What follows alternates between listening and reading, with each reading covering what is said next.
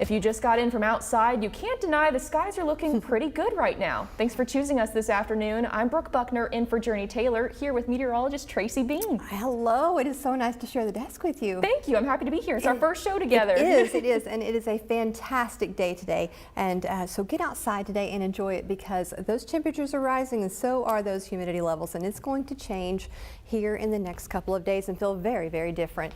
Temperatures right now are still feeling great. That humidity is really only around 48% or so, so it's very, very nice. Mainly 80s across the state, and things are looking to warm up into the lower 90s today. Now, by this afternoon, you could feel just a little bit warmer, maybe mid-90s or so, but certainly not too bad at all. But overall, the state is going to have sunny skies, and those temperatures are rising. Check this out.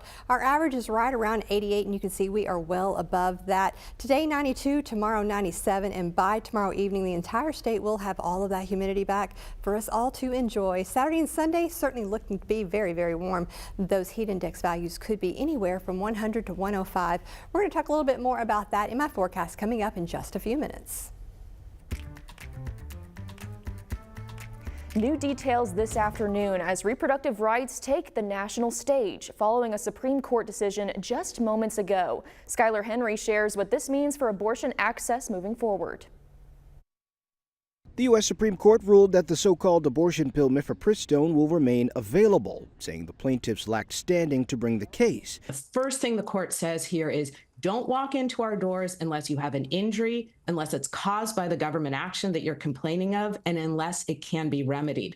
A group of doctors opposed to abortion sued the FDA after it eased restrictions on the pill mifepristone, making it more readily accessible. My colleagues and I are on the front lines witnessing and treating the women harmed by the FDA's shameful actions. We knew we had no choice but to sue the FDA to hold it accountable. Mifepristone was used in nearly 2/3 of all abortions in the U.S. last year. The FDA first approved it 24 years ago. In 2016, the FDA extended the window.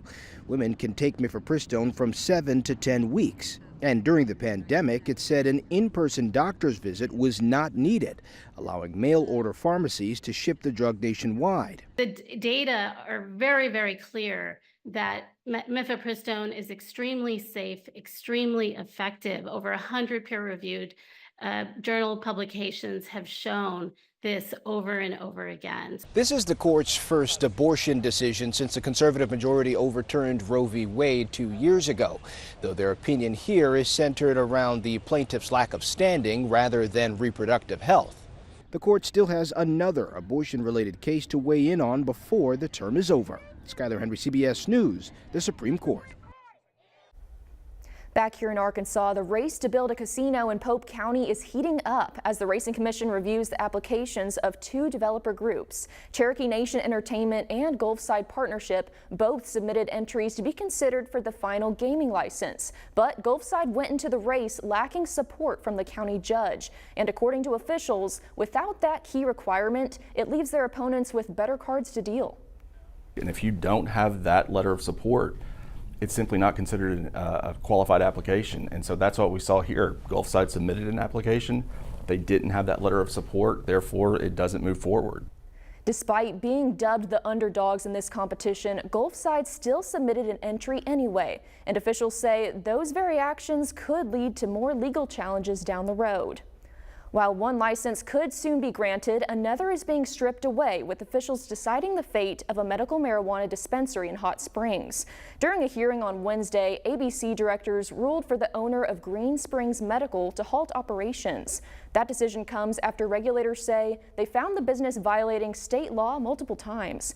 Even after pleading for a second chance, officials have decided to revoke the license. It's ABC's job to regulate medical marijuana. It's our job.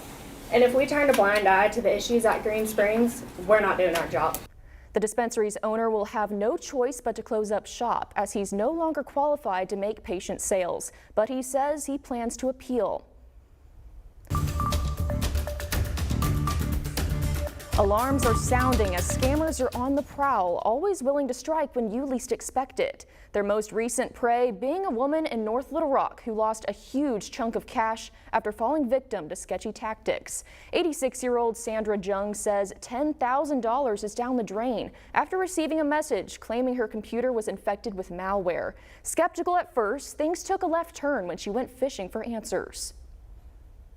And I even said to him, this seems like a scam, but I looked up the number. I called you, so, how can this be a scam?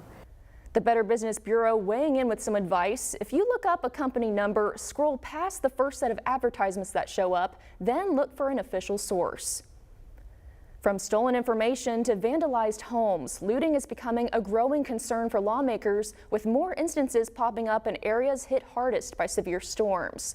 A woman living in Little Rock's Walnut Valley neighborhood recently caught people breaking into her cars and being suspicious around her home not once, twice, but 3 times in the last week alone.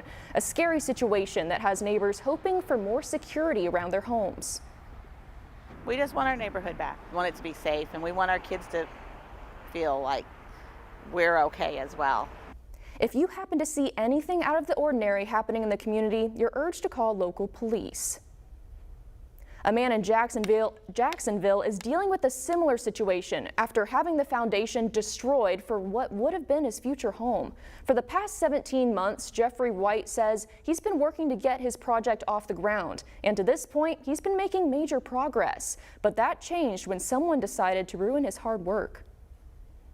I have to chisel all that old concrete off there before I can even start laying bricks again. And I got to go all the way down there to the main foundation underneath all these cinder blocks and redo it from the ground up.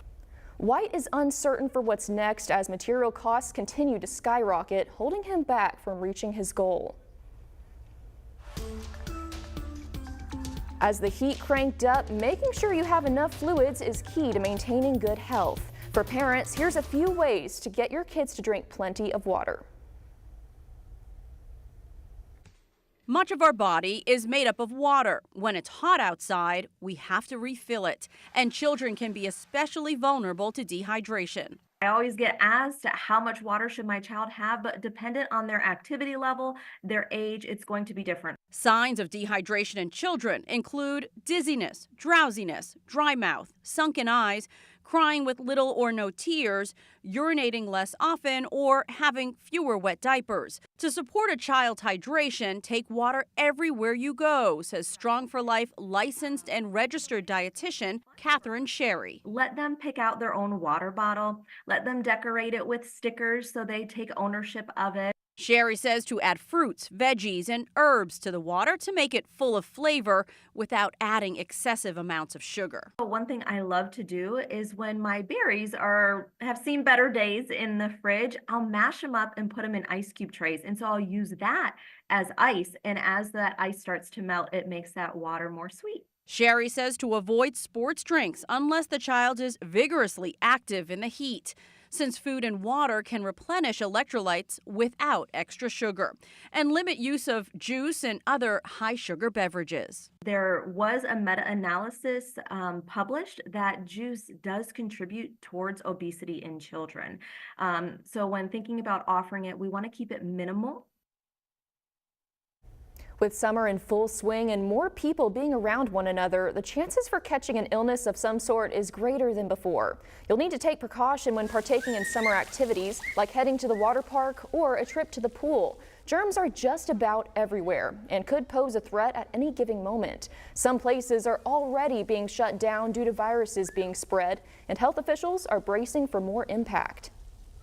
I think a lot of our days right now, we're still seeing at least half of our kids that are coming in for respiratory illnesses. Usually we do maybe 1 breathing treatment for a kid over the course of a week or so during summer, and we're probably doing 2 or 3 a day. To best stay safe, it's recommended you keep your hands clean, cover your mouth when coughing and sneezing, and stay home if you feel under the weather. With the threat of some illnesses on the rise, big drug companies like Moderna are taking swift action. Their newest combo vaccine is currently going through clinical trials and is showing positive results. The shot aims to fight both flu and COVID with one injection, and so far, officials are reporting improved immune response from trial participants. And one of the busiest ports in America was shut down after a Baltimore bridge came crashing down. Just ahead, the progress being made months after the jaw-dropping incident.